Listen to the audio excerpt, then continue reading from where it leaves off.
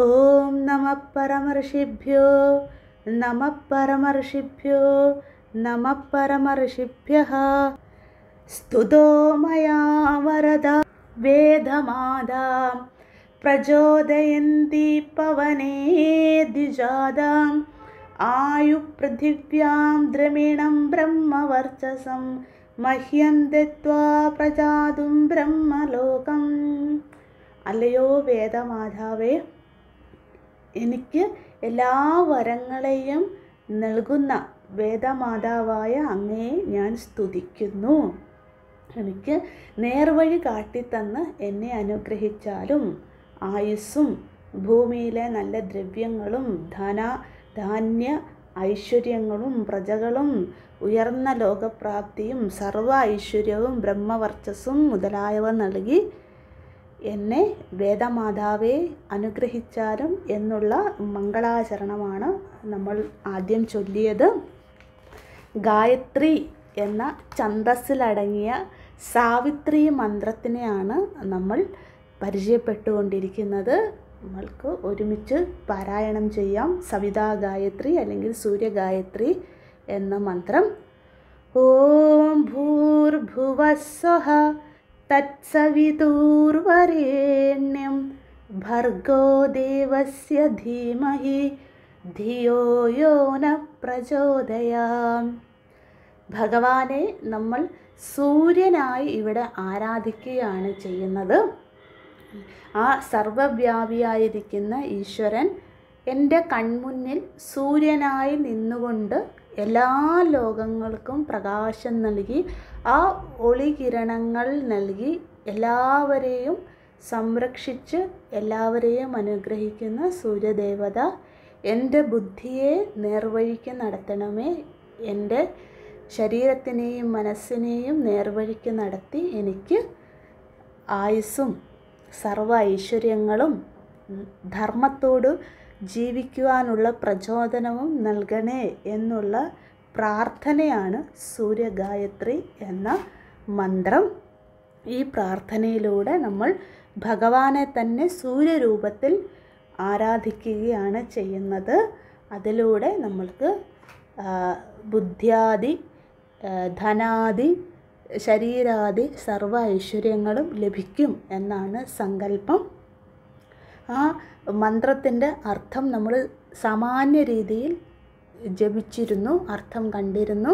ഇനി നമ്മൾക്ക് ഈ മന്ത്രദ്രഷ്ടാവായ വിശ്വാമിത്ര മഹർഷിയെക്കുറിച്ച് ഒന്ന് വളരെ സാമാന്യ രീതിയിൽ ഒന്ന് ചർച്ച ചെയ്യാം. വിശ്വാമിത്ര മഹർഷി, അദ്ദേഹത്തിൻ്റെ ജനനം പറയപ്പെടുന്നത് അമാവസു എന്ന രാജവംശത്തിൽ ഘാതയുടെ പുത്രനായി കൗശികൻ എന്ന പേരിലാണ് വിശ്വാമിത്ര മഹർഷി ക്ഷത്രിയനായി ജനിക്കുകയാണ് ചെയ്തത്. അദ്ദേഹം ബാല്യം കഴിഞ്ഞു, പിന്നെ രാജ്യഭരണമേറ്റെടുത്തു. അദ്ദേഹം മഹായോദ്ധാവായ രാജാവായി മാറി. നീതി, പ്രജാക്ഷേമം, ശക്തി, ധർമ്മം, നല്ല സംസ്കാരങ്ങൾ എന്നിവയിലെല്ലാം മികച്ച ഗുണങ്ങളോടുകൂടിയ ഏറ്റവും ശ്രേഷ്ഠനായ രാജാവായി ഈ കൗശികൻ എന്ന രാജാവ് മാറി. അങ്ങനെ കൗശികൻ രാജ്യം ഭരിച്ചു തുടങ്ങി. ഇദ്ദേഹത്തിൻ്റെ രാജ്യത്തായിരുന്നു, അതായത് അമാവാസു എന്ന രാജവംശത്തിന് ഈ രാജ്യത്തിൻ്റെ ഭാഗത്തായിരുന്നു വസിഷ്ഠ മഹർഷി തൻ്റെ പർണശാല കെട്ടി തപസ്സനുഷ്ഠിച്ചു അദ്ദേഹം താമസിച്ചു വന്നിരുന്നത് ഈ കൗശികൻ എന്ന രാജാവിൻ്റെ രാജ്യത്തിനുള്ളിലായിരുന്നു.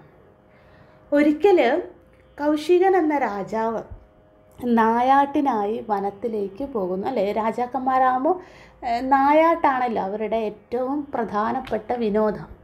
അങ്ങനെ ഒരിക്കൽ ഈ കൗശിക രാജാവ് നായാട്ടിനായി വനത്തിലേക്ക് പുറപ്പെട്ടു.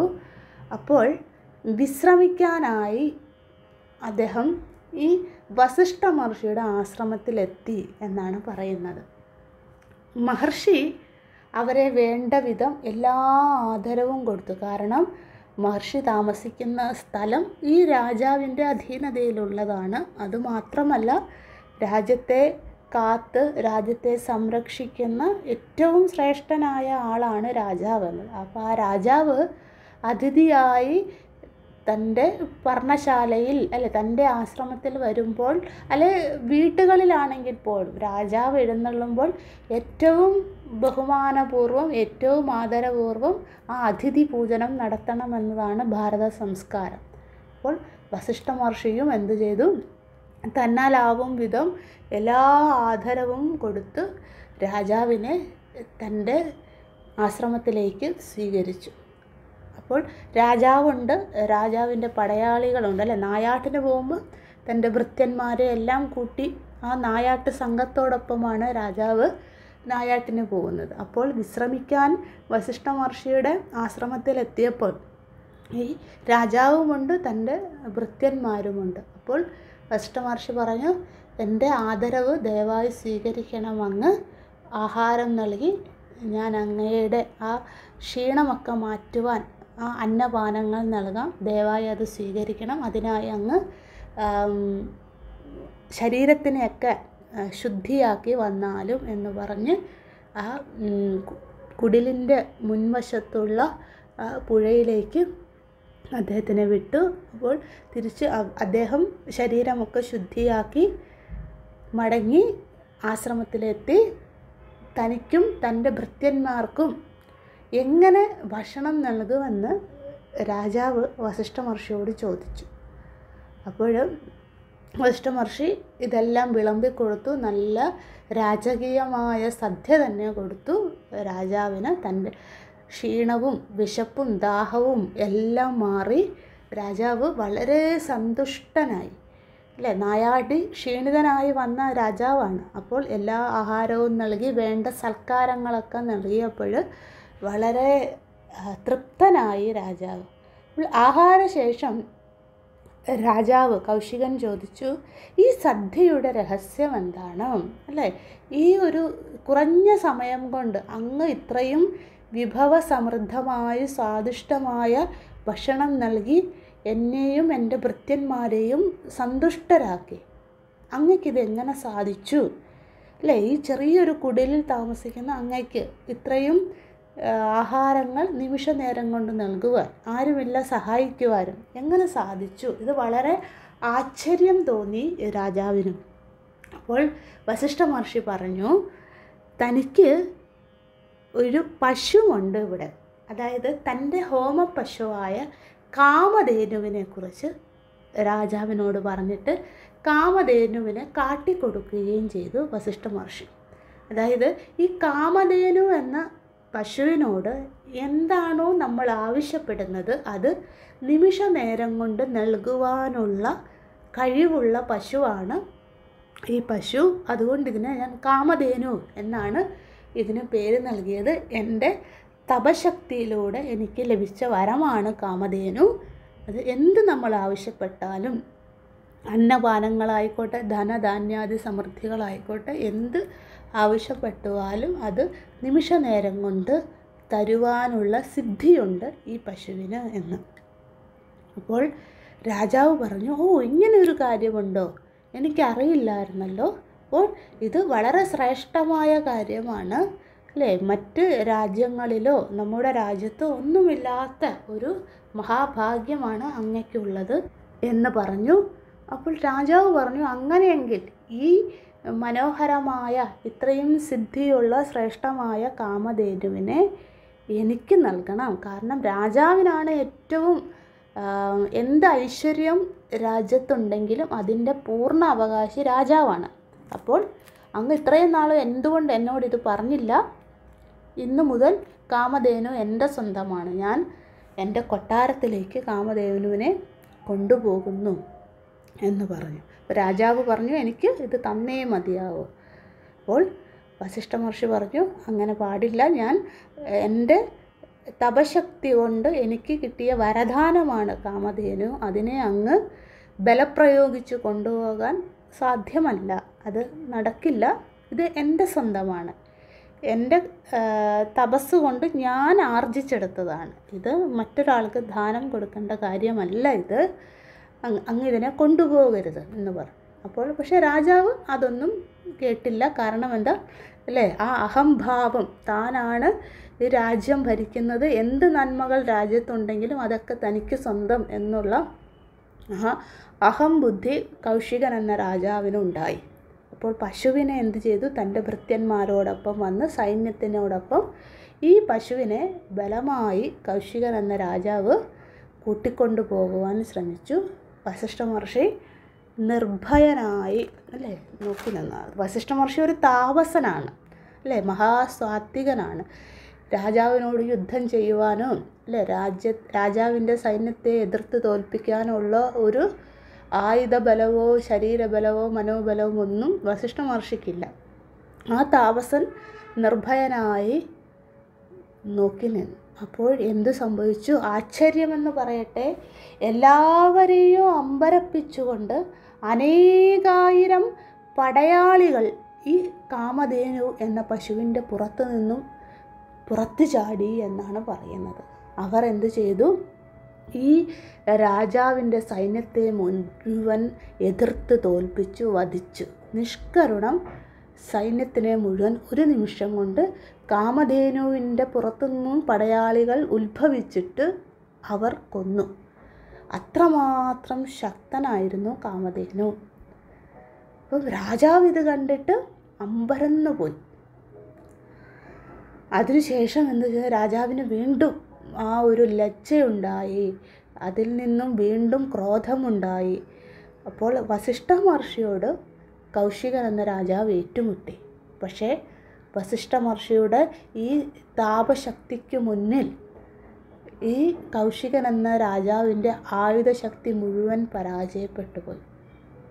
മഹർഷി തൻ്റെ യോഗദണ്ഡ് കൊണ്ട് രാജാവിനെ കീഴ്പ്പെടുത്തി പരാജയപ്പെടുത്തി. അങ്ങനെ ഈ കൗശികൻ എന്ന രാജാവ് യുദ്ധത്തിൽ പരാജയപ്പെട്ടു. തൻ്റെ പരാജയം സമ്മതിച്ചുകൊണ്ട് പിന്തിരിഞ്ഞ് വീണ്ടും രാജ്യത്തിലേക്ക് മടങ്ങിപ്പോകുവാനായിട്ട്. പക്ഷേ രാജാവല്ലേ ആള്, ആ ഉള്ളിലെ ക്രോധം ശമിക്കുന്നില്ല. പരാജയം സമ്മതിച്ചു എങ്കിൽ കൂടിയും ഉള്ളിൽ അത് അംഗീകരിക്കാൻ സാധിക്കാതെ മടങ്ങുമ്പോൾ പറഞ്ഞു, ഇത് ഇവിടം കൊണ്ട് തീരുന്നില്ല മഹർഷേ എന്ന്. തപോബലത്തിൻ്റെ പ്രാധാന്യം ഈ സമയത്ത് കൗശികൻ എന്ന രാജാവ് തിരിച്ചറിഞ്ഞു. അപ്പോൾ ഈ കാമധേനു എന്ന എന്ത് ആഗ്രഹിച്ചാലും തരുവാൻ ശക്തിയുള്ള ഈ പശുവിനെ എനിക്ക് സ്വന്തമാക്കണം. എങ്ങനെയാണോ വസിഷ്ഠ മഹർഷി ഒരു മഹർഷിയായിരുന്നിട്ട് കൂടിയും തൻ്റെ ആ യോഗദണ്ഡ് കൊണ്ട് എന്നെ പരാജയപ്പെടുത്തിയത്, അപ്പോൾ അത് തപോബലം കൊണ്ട് വസിഷ്ഠ മഹർഷിക്ക് ലഭിച്ചതാണ്. അതുകൊണ്ട് എനിക്കും ആ ബലം വേണം. അതുകൊണ്ട് എന്താണ്, ഇന്നു മുതൽ ഞാൻ തപസ്സിനായി എൻ്റെ ജീവിതം ഒഴിഞ്ഞു വെക്കുന്നു എന്ന് തീരുമാനിച്ചിട്ട് ആ ഇച്ഛാശക്തി കൊണ്ട് രാജ്യഭാരം മുഴുവൻ മന്ത്രിമാർക്ക് പകുത്തു കൊടുത്തിട്ട് അന്നു മുതൽ കൗശികൻ എന്ന രാജാവ് തപസ്സിനായി വനത്തിലേക്ക് പുറപ്പെട്ടു എന്ന് പറയും. അങ്ങനെ കാലങ്ങൾ ഈ കൗശികരാജൻ തപസ് ചെയ്ത് അനേക 100 വർഷത്തിന് മുകളിൽ തപസ് ചെയ്തതിന് ശേഷം ഘോരമായ കഠിനമായ തൻ്റെ ശരീരത്തിന് ആഹാരമില്ല, നിദ്രയില്ല, അന്നപാനങ്ങളില്ലാതെ ഘോരമായ തപസ് ചെയ്തു വർഷങ്ങൾക്കു ശേഷം ഭഗവാൻ മഹാദേവൻ ഈ രാജാവിൻ്റെ തപസ്സിൽ പ്രീതനായി പ്രത്യക്ഷപ്പെട്ടു എന്ന് പറയും. അങ്ങനെ ഭഗവാനെ പ്രീതിപ്പെടുത്തുവാനായി ഈ ഘോര തപസ്സു ചെയ്ത് കാലങ്ങൾക്ക് ശേഷം ഭഗവാൻ പ്രത്യക്ഷപ്പെട്ടപ്പോൾ ഭഗവാൻ ചോദിച്ചു, അങ്ങ് എന്തിനാണ് ഇത്രമാത്രം കഠിനമായ തപസ് ചെയ്യുന്നത്? അപ്പോൾ രാജാവ് തൻ്റെ ആവശ്യം ഭഗവാനോട് പറഞ്ഞു. ഇങ്ങനെയുള്ള സംഭവങ്ങൾ എൻ്റെ ജീവിതത്തിലുണ്ടായി. വസിഷ്ഠ മഹർഷിയുടെ കഥയെല്ലാം വിവരിച്ചു കഴിഞ്ഞു. അപ്പോൾ എനിക്ക് അല്ലയോ മഹാദേവ, അങ്ങയുടെ ഈ സംഹാര ശക്തി വരമായി നൽകിയാൽ അല്ലെ, എല്ലാത്തിനെയും തന്നിലേക്ക് ലയിപ്പിക്കുന്ന, സംഹരിക്കുന്ന, ഇല്ലാണ്ടാക്കുന്ന ആ പരമാത്മാവിൻ്റെ ഭാവമാണല്ലോ മഹാദേവൻ എന്നത്. ആ ശക്തിയെ, ആ സംഹാര ശക്തിയെ എനിക്ക് വരമായി നൽകിയാലും എന്ന് രാജാവ് ആവശ്യപ്പെട്ടു. ഭഗവാൻ നിസ്സഹായനായി. കാരണം ഇത്രയും ഘോരമായ തപസ് ചെയ്യുമ്പോൾ വരം നൽകാതിരിക്കാൻ സാധിക്കില്ല. ഭഗവാൻ വരം നൽകി രാജാവിനെ അനുഗ്രഹിച്ചു. അങ്ങനെ രാജാവായിരുന്ന കൗശികൻ താപശക്തി നേടി അല്ലേ. പിന്നെ തൻ്റെ പേരും നാളും കൊട്ടാരവും എല്ലാം ഉപേക്ഷിച്ച് താപസനായി ജീവിതം തുടർന്നു. അപ്പോൾ ലക്ഷ്യം എന്തായിരുന്നു? ഒന്ന് മാത്രം, എങ്ങനെയും വസിഷ്ഠ മഹർഷിയെ പരാജയപ്പെടുത്തുക, ആ വസിഷ്ഠ മഹർഷിയുടെ തപോബലത്തിനെയും ആ സർവ്വ ഐശ്വര്യങ്ങളും പ്രദാനം ചെയ്യുന്ന കാമധേനുവിനെയും സ്വന്തമാക്കുക എന്ന ആ ഒരു രാജസികമായ ആ ലക്ഷ്യം മാത്രമായിരുന്നു, അല്ലെങ്കിൽ അധാർമികമായ ലക്ഷ്യം മാത്രമായിരുന്നു രാജാവിനുണ്ടായിരുന്നത്. ഇങ്ങനെ ഈ ശക്തി നേടിയതിന് ശേഷം നേരെ എന്ത് ചെയ്തു? മഹർഷിയുടെ ആശ്രമത്തിലെത്തി. ആ മണ്ണിൽ ചെന്നിട്ട് അവിടെ നിന്നും അഗ്നിദേവനെ രാജാവ് ആവാഹിച്ചു, തൻ്റെ തപശക്തി കൊണ്ട് ആവാഹിച്ച് എടുത്തു എന്നാണ് പറയുന്നത്. അഗ്നിദേവൻ്റെ ഈ സംഹാര ശക്തി കൊണ്ട് വസിഷ്ഠ മഹർഷിയുടെ ആശ്രമം മുഴുവൻ രാജാവ് കത്തി നശിപ്പിച്ചു. അത്രമാത്രം ഉള്ളിൽ ആ ദേഷ്യവും ക്രോധവും അമർഷവുമായിരുന്നു വസിഷ്ഠ മഹർഷിയോടുണ്ടായിരുന്നത്. അപ്പോൾ എന്താണ്, ഈ തപശക്തി കൊണ്ട് ഈ ആശ്രമം മുഴുവൻ കത്തി നശിപ്പിക്കുകയാണ് ചെയ്തത്. പക്ഷേ വസിഷ്ഠ മഹർഷി എന്ത് ചെയ്തു? വസിഷ്ഠ മഹർഷി ശാന്തനായി ഇതെല്ലാം ഒരു സാക്ഷിഭാവത്തിൽ നോക്കി നിന്നിട്ട് ചോദിച്ചു, അല്ലയോ രാജൻ, വിശന്നു വന്ന അങ്ങയ്ക്കും സൈന്യത്തിനും ഭക്ഷണം നൽകി എന്നൊരു തെറ്റാണല്ലോ ഞാൻ ചെയ്തത്. ആ ഭക്ഷണം നൽകിയതാണോ ഞാൻ ചെയ്ത തെറ്റ് എന്ന് വസിഷ്ഠ മഹർഷി ശാന്തനായി ചോദിച്ചു. പക്ഷേ രാജാവ് അട്ടഹസിച്ചുകൊണ്ട് മഹർഷിയെ വീണ്ടും ആക്രമിച്ചു എന്ന് പറയുന്നു. കാരണം അത്രമാത്രം ആ കാലങ്ങളായി ഉള്ളിലിരിക്കുന്ന ആ വിദ്വേഷം മുഴുവൻ പുറത്തു വന്ന് ആക്രോശിച്ചുകൊണ്ട് വീണ്ടും മഹർഷിയെ ആക്രമിക്കാനായെത്തി. പക്ഷേ ആ സമയത്തും എന്താണ്, വസിഷ്ഠ മഹർഷി തൻ്റെ യോഗദണ്ഡ് കൊണ്ട് എല്ലാറ്റിനെയും എതിർത്തു.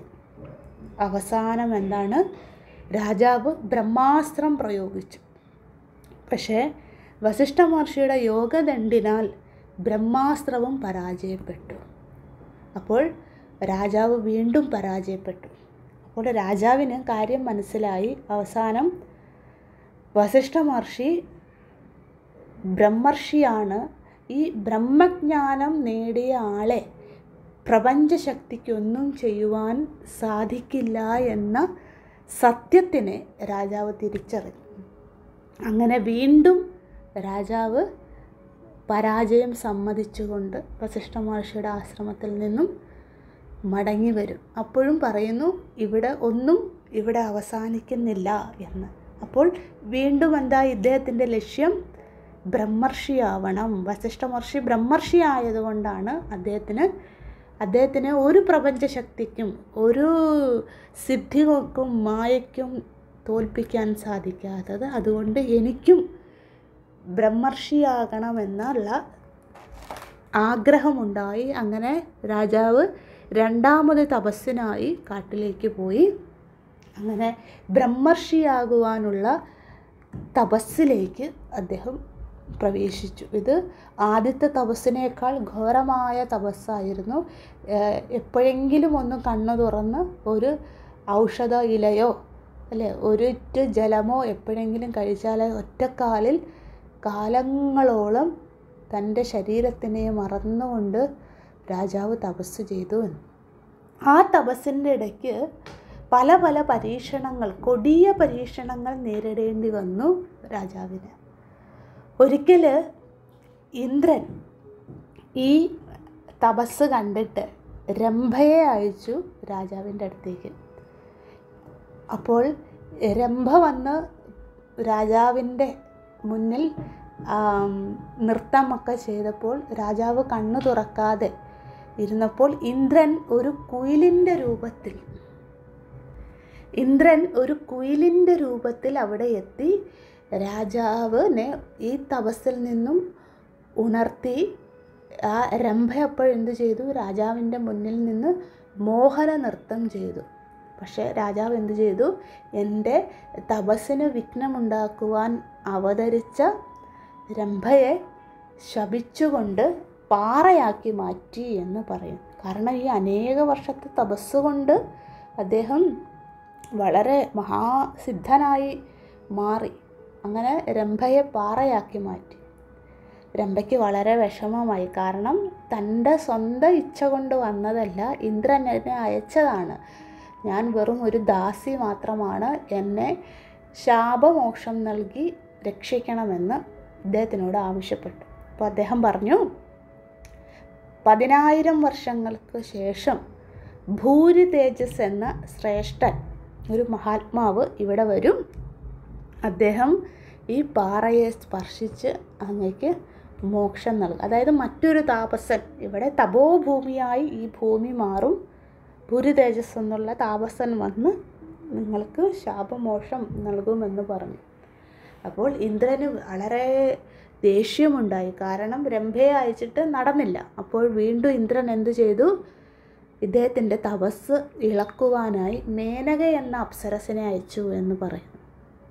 മേനക ഇദ്ദേഹത്തിൻ്റെ തപസ് ഇളക്കി. ശേഷം എന്ത് സംഭവിച്ചു? അദ്ദേഹം മായയിൽ പെട്ടുപോയി. അജ്ഞാനത്തിൽപ്പെട്ട് മേനകയോടൊപ്പം വർഷങ്ങൾ താമസിച്ചു. അവിടെ അവർക്കൊരു പെൺകുഞ്ഞുണ്ടായി എന്നാണ് കഥ പറയുന്നത്.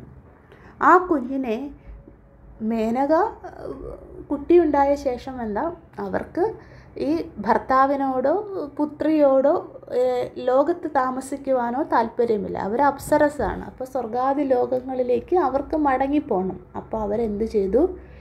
ആ കുഞ്ഞിനെ മാലിനീ നദിയുടെ തീരത്ത് ഉപേക്ഷിച്ചിട്ട് മേനക സ്വർഗത്തിലേക്ക് മടങ്ങി എന്നാണ് പറയുന്നത്. പിന്നീട് ആ കുഞ്ഞിനെ കണ്വ മഹർഷി പരിപാലിച്ചു ശകുന്തള എന്ന പേര് നൽകി ആ കുഞ്ഞിനെ വളർത്തി എന്ന് പറയും. പിന്നീട് അദ്ദേഹത്തിന് മനസ്സിലായി തൻ്റെ തെറ്റ്. വീണ്ടും എന്താണ്? തപസ്സിലേക്ക് മടങ്ങി വന്നു. അനേക കാലം വീണ്ടും തപസ് ചെയ്തു. അപ്പോൾ ഇന്ദ്രന് ശേഷം കുബേരൻ എന്ത് ചെയ്തു? ഇദ്ദേഹത്തിൻ്റെ തപസ് ഇളക്കുവാനായി വിദ്വൽപ്രഭ എന്നൊരു അപ്സരസിനെ അയച്ചു എന്ന് പറയുന്നു. പക്ഷേ ആ സമയത്ത് രാജാവിനെ പരാജയപ്പെടുത്തുവാൻ കുബേരന് സാധിച്ചില്ല. വിദ്വൽപ്രഭയിൽ ആകൃഷ്ടനായില്ല, പരാജയപ്പെടുത്തുവാൻ സാധിച്ചില്ല. അപ്പോൾ വിദ്വൽപ്രഭയ്ക്ക് വളരെ ക്രോധം വന്നു. കാരണം ഇത്രയും അതിസുന്ദരിയായ എന്നിൽ എന്തുകൊണ്ട് ഇദ്ദേഹം മയങ്ങുന്നില്ല? അപ്പോൾ അവർക്ക് വളരെ ദേഷ്യമുണ്ടായി. വിദ്വൽപ്രഭ എന്ത് ചെയ്തു? രാക്ഷസിയായി മാറട്ടെ എന്ന് രാജാവ് ശപിച്ചു. അങ്ങനെ അവർ ഈ അപ്സരസ് രാക്ഷസിയായി മാറി. അങ്ങനെ ശാപമോക്ഷം ഇരുന്നു വീണ്ടും വിദ്വൽപ്രഭ. അപ്പോൾ അദ്ദേഹം പറഞ്ഞു, ഒരിക്കൽ കാലനേമിയുടെ പുത്രനായ ശ്രീദത്തൻ ഇവിടെ വരും. അദ്ദേഹം മഹായോഗിയാണ്. അദ്ദേഹം എന്താണ്? നിൻ്റെ തലമുടിയിൽ പിടിക്കുമ്പോൾ നിനക്ക് ശാപമോക്ഷം ലഭിക്കുമെന്ന്. അതായത് മഹാത്മാക്കളുടെ സാന്നിധ്യം കൊണ്ട് അജ്ഞാനിക്ക് പോലും ജ്ഞാനിയായി മാറാൻ, അല്ലെ, അസുരന് പോലും സത്സ്വഭാവിയായി മാറാൻ സാധിക്കും എന്നതാണ് ഈ ശാപമോക്ഷ കഥയിൽ നിന്നും നാം പഠിക്കേണ്ട പാഠം. അങ്ങനെ കാലങ്ങൾ വീണ്ടും കടന്നുപോയി. ഇദ്ദേഹം തപസ് തുടർന്നു. അങ്ങനെ അദ്ദേഹത്തിൻ്റെ തപസ്സിൽ പ്രീതനായി ഒരിക്കൽ സാക്ഷാൽ ബ്രഹ്മാവ് പ്രത്യക്ഷപ്പെട്ടു. അപ്പോൾ അദ്ദേഹം പറഞ്ഞു, നിൻ്റെ സാധനയിൽ, നിൻ്റെ ഈ ഘോരമായ തപസ്സിൽ ഞാൻ സന്തുഷ്ടനായി. ഇന്നു മുതൽ നീ രാജർഷിയായി അറിയപ്പെടും. കാരണം എന്താ? ക്ഷത്രിയനായി രാജാവായി ജനിച്ച ആളാണ്. അപ്പോൾ ആ ക്ഷത്രിയ ഗുണമുണ്ടല്ലോ എപ്പോഴും. അതുകൊണ്ടെന്താ? നീ ഇന്നു മുതൽ രാജർഷിയായി അറിയപ്പെടും. അതായത് ഋഷികളിൽ രാജാവും രാജാക്കന്മാരിൽ ഋഷിയും. അതാണ് രാജർഷി എന്ന വാക്കിൻ്റെ അർത്ഥം. ഋഷികളിൽ രാജാവും രാജാക്കന്മാരിൽ ഋഷിയായി നീ അറിയപ്പെടും. പക്ഷേ എന്ത് സംഭവിച്ചു? നമ്മുടെ രാജാവ് അദ്ദേഹം ആഗ്രഹിച്ചത് ബ്രഹ്മർഷി പദമാണ്, പക്ഷേ രാജർഷി വരെ എത്തിയുള്ളൂ. അപ്പോൾ അദ്ദേഹത്തിന് എന്താണ് എനിക്ക് ബ്രഹ്മർഷി ആകുവാനുള്ള തടസ്സം, എന്ത് പ്രതിബന്ധമാണ് എന്ന് അദ്ദേഹത്തിന് മനസ്സിലായി. ഒരിക്കൽ ഈ തപസ് അലൗസരപ്പെടുത്തിയ ഒരു പക്ഷിയെ അദ്ദേഹം ഒരിക്കൽ അമ്പ് ചെയ്ത് കൊന്നിരുന്നു. അപ്പോൾ ഇദ്ദേഹത്തിന് ഈ പല പ്രതിബന്ധങ്ങളുണ്ടായപ്പോൾ അദ്ദേഹത്തിന് മനസ്സിലായി. അദ്ദേഹം ഇരുന്ന് ചിന്തിക്കാൻ തുടങ്ങി, എന്താണ് എനിക്ക് ബ്രഹ്മർഷിയാകാൻ സാധിക്കാതെ, ഇത്ര കഠിനമായ തപസ് കാലങ്ങൾ അനുഷ്ഠിച്ചിട്ടും എന്താണ് എനിക്കുണ്ടാകുന്ന പ്രതിബന്ധത്തിന് കാരണമെന്ന് ഇദ്ദേഹം ശാന്തനായി ചിന്തിക്കുവാൻ തുടങ്ങി. അങ്ങനെ ഇദ്ദേഹത്തിൻ്റെ ഈ തപശക്തി കൊണ്ട് അദ്ദേഹത്തിൻ്റെ പാപങ്ങളൊക്കെ കുറഞ്ഞു വന്ന് ആ അന്ധക്കരണം ശുദ്ധമായി വന്നപ്പോൾ ഭഗവാൻ തന്നെ അതിൻ്റെ ഉള്ളിലിരുന്ന് ഇദ്ദേഹത്തിനോട് പറഞ്ഞു, നിൻ്റെ ആഗ്രഹമാണ് നിൻ്റെ കോപത്തിന് കാരണം. ഈ കോപത്തിൽ നിന്നും നീ ചെയ്ത ഒരുപാട് അധാർമിക പ്രവർത്തികൾക്കും കാരണം നിൻ്റെ ഈ ആഗ്രഹമാണ്. എല്ലാം നിനക്ക് വേണം, കാമധേനുവിനെ നിനക്ക് വേണം, സർവ്വസൗഭാഗ്യവും നിനക്ക് വേണം എന്നുള്ള ആഗ്രഹം. പിന്നെ തപസ്സിനായി വന്നപ്പോഴും ബ്രഹ്മർഷിയാകണം എന്ന ആഗ്രഹത്തോടു കൂടി, ആ ലൗകികമായ ആഗ്രഹം കൊണ്ടാണ് നീ കഠിനമായ തപസ് ചെയ്തത് എന്ന് ഇദ്ദേഹത്തിൻ്റെ മനസ്സിൽ ഇരുന്നു കൊണ്ട് തന്നെ ഭഗവാനായ അന്തർയാമി സംസാരിക്കാൻ തുടങ്ങി. അപ്പോൾ ഇദ്ദേഹത്തിൻ്റെ തെറ്റു മനസ്സിലായി. തൻ്റെ സർവ്വ ആഗ്രഹങ്ങളെയും അദ്ദേഹം ആ നിമിഷം തന്നെ ഉപേക്ഷിച്ചു. അങ്ങനെ വീണ്ടും ഇദ്ദേഹം 100 കണക്കിന് വർഷം വീണ്ടും പ്രത്യക്ഷപ്പെട്ടു. അങ്ങനെ ഭഗവാൻ അദ്ദേഹത്തിനെ അനുഗ്രഹിച്ചു എന്തു ചെയ്തു? ഇന്നു മുതൽ നീ ബ്രഹ്മർഷി എന്ന പദത്തിലേക്ക് ഉയരും. നിൻ്റെ പാപവും നിൻ്റെ പ്രാരബ്ധവും നിൻ്റെ ആസുരിക സ്വഭാവങ്ങളും നിൻ്റെ കാമക്രോധാദി വികാരങ്ങളൊക്കെ നീ മാറ്റി ഈ തപസ് കൊണ്ട് നീ ശുദ്ധനായി മാറി, പരിപൂർണനായി ഇപ്പോൾ. അതുകൊണ്ട് ഇന്നു മുതൽ നീ രാജർഷിയല്ല, നീ ബ്രഹ്മർഷിയായി അറിയപ്പെടും എന്ന് പറഞ്ഞു. അങ്ങനെ ഭഗവാൻ ഈ അനുഗ്രഹത്തിനായിട്ട് 100 കണക്കിന് വർഷം തപസ് ചെയ്ത ഇദ്ദേഹം എന്തു ചെയ്തു? ആ നിമിഷം ഭഗവാന്റെ മുന്നിൽ സാഷ്ടാംഗം നമസ്കരിച്ചുകൊണ്ട് കരയുവാൻ തുടങ്ങി. അപ്പോൾ ഭഗവാനോട് പറഞ്ഞു, എനിക്ക് ഭഗവാനെ പാപമുക്തിയാണ് വേണ്ടത്. ഞാൻ അനേകം അധർമ്മം ചെയ്തു, രാജാവായിരുന്നപ്പോഴും അതിനുശേഷം തപസ് ചെയ്തുകൊണ്ടിരുന്നപ്പോഴും എല്ലാം എൻ്റെ കാമം ക്രോധം മുതലായ ദുഷ്വികാരങ്ങളാണ് എന്നെ ഇവിടെ എത്തിച്ചത്. അതുകൊണ്ട് ഭഗവാനെ എനിക്ക് ബ്രഹ്മർഷി എന്നുള്ള പദം വേണ്ട, എന്നെ പാപവിമുക്തനാക്കി അനുഗ്രഹിച്ചാൽ മതി എന്ന് പറഞ്ഞു. അപ്പോൾ ഭഗവാൻ പറഞ്ഞു, ശരി, നിനക്ക് പാപമുക്തി വേണ്ടി നീ വീണ്ടും തപസ് ചെയ്യൂ. അങ്ങനെ നീ പാപവിമുക്തനായി നീ എന്നിൽ തന്നെ ലയിക്കും എന്ന് പറഞ്ഞു. അങ്ങനെ ഭഗവാൻ അനുഗ്രഹിച്ചുകൊണ്ട് ഭഗവാൻ അവിടുന്ന് അപ്രത്യക്ഷനായി. അങ്ങനെ പാപവിമുക്തിക്കായി അദ്ദേഹം വീണ്ടും ഒരുപാട് ജനന മരണ ചക്രത്തിൽ ഏർപ്പെട്ടു. അതായത് ഈ പാപം നശിക്കുവാൻ അദ്ദേഹം ചെയ്ത് അധർമ്മത്തിൻ്റെ ഫലമായി ലഭിച്ച പാപപ്രാരബ്ധം നശിക്കുവാനായി ഒരുപാട് ജന്മം വീണ്ടും ജനിച്ചു. അങ്ങനെ ഒരുപാട് ഈ ജനന മരണ ചക്രത്തിൽ കൂടെ കടന്നു പോയി. ഒരുപാട് ജന്മങ്ങൾക്ക് ശേഷം അദ്ദേഹത്തിന് പാപശമനമുണ്ടായി. അങ്ങനെ ഈ പാപശമന പ്രാരബ്ധത്തിന് ശേഷം അദ്ദേഹം തപസ്സിൽ നിന്നും ഉണർന്നു. അങ്ങനെ ആ ഉണർന്ന സമയത്താണ് ഭഗവാൻ ഇദ്ദേഹത്തിനെ അനുഗ്രഹിച്ചുകൊണ്ട് ഗായത്രി മന്ത്രം ഭഗവാൻ തന്നെ നേരിട്ട് ഉപദേശിച്ചു. അങ്ങനെ ഗായത്രി മന്ത്രത്തെ ഇദ്ദേഹം ദർശിച്ചു. ആ സമയത്ത് അവിടെ വസിഷ്ഠ മഹർഷിയും പ്രത്യക്ഷപ്പെട്ടു എന്ന് പറയുന്നു. അല്ലയോ രാജൻ, താങ്കളിപ്പോൾ ഈ വിശ്വത്തിൻ്റെ മുഴുവൻ മിത്രനായി മാറിക്കഴിഞ്ഞു. അങ്ങിലൂടെ ഗായത്രി മന്ത്രത്തെ ലോകത്തിന് ലഭിച്ചു. ഇതിനു വേണ്ടിയാണ് പല നിയോഗത്തിലൂടെ അങ്ങയെ ഭഗവാൻ കൊണ്ടുപോയത്.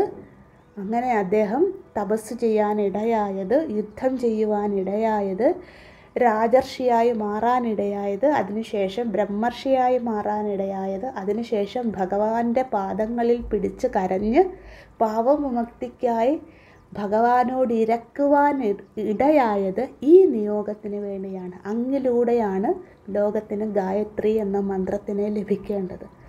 ആ നിയോഗത്തിന് അങ്ങ് പാത്രമായതാണ്. അതുകൊണ്ടാണ് അങ്ങ് പല പല വിഘ്നങ്ങളിലൂടെ പല പല പ്രയാസങ്ങളിലൂടെ കടന്നു പോയത്. ഇതൊരു നിയോഗമായി ഇതിനെ കാണണം എന്ന് വസിഷ്ഠ മഹർഷി ഇദ്ദേഹത്തിന് അരുളി ചെയ്തു. അപ്പോൾ വസിഷ്ഠ മഹർഷി പറഞ്ഞു, അങ്ങ് ഇന്നു മുതൽ ഈ വിശ്വത്തിൻ്റെ മുഴുവൻ മിത്രമായി മാറിക്കഴിഞ്ഞു. അതുകൊണ്ട് അങ്ങയെ വിശ്വാമിത്രൻ എന്ന പേരിൽ ലോകം വാഴ്ത്തും. അങ്ങിലൂടെ ഈ ഗായത്രി മന്ത്രം ആരൊക്കെയാണോ പഠിക്കുന്നത്, ജപിക്കുന്നത്, അവർക്ക് പാപവിമുക്തി ഉണ്ടാകും. അവരും അധാർമിക പ്രവർത്തികളിലേക്ക് പോകാതെ അവരും ഭഗവാനെ അറിഞ്ഞ് ജീവിക്കുന്നവരായി മാറും. അവർക്ക് ഭഗവത് സായുജ്യത്തിന് ഉതകുന്ന മന്ത്രമായി ഈ മന്ത്രം ലോകം മുഴുവൻ അറിയപ്പെടും. ഈ മന്ത്രദ്രഷ്ടാവായ അങ്ങയെ ലോകം മുഴുവൻ വാഴ്ത്തും എന്ന് പറഞ്ഞുകൊണ്ട് വസിഷ്ഠ മഹർഷി അവിടുന്ന് പോയി. ഇദ്ദേഹത്തിനും മോക്ഷപ്രാപ്തി ലഭിച്ചു. അങ്ങനെ അദ്ദേഹവും ഭഗവാനുമായി ഏകീഭവിച്ചു. അപ്പോൾ നമ്മൾക്കും ആ ഒരു സായുജ്യം ഉണ്ടാവട്ടെ എന്ന് സങ്കല്പിച്ചുകൊണ്ട് ഈ മന്ത്രം ദിവസവും ജപിക്കുവാൻ ഭഗവാനോടും സൂര്യദേവനോടും ഗായത്രി മാതാവിനോടും സർവ്വഗുരു പരമ്പരയോടും പ്രാർത്ഥിക്കാം. ഓം ഭൂർഭുവസ്സഃ തത്സവിതുർവരേണ്യം ഭർഗോ ദേവസ്യ ധീമഹി ധിയോ യോ ന പ്രചോദയാം. ആ സവിതാദേവൻ നമ്മളുടെയൊക്കെ ബുദ്ധിയെ നേർവഴിക്ക് നയിച്ച് നമ്മളെ സംരക്ഷിച്ച് ഭഗവാനിലേക്ക് നയിക്കട്ടെ എന്ന് പ്രാർത്ഥിക്കാം. ഓം ശാന്തി ശാന്തി ശാന്തി. ഹരി ഓം ശ്രീ ഗുരുഭ്യോ നമഃ. ഹരി ഓം.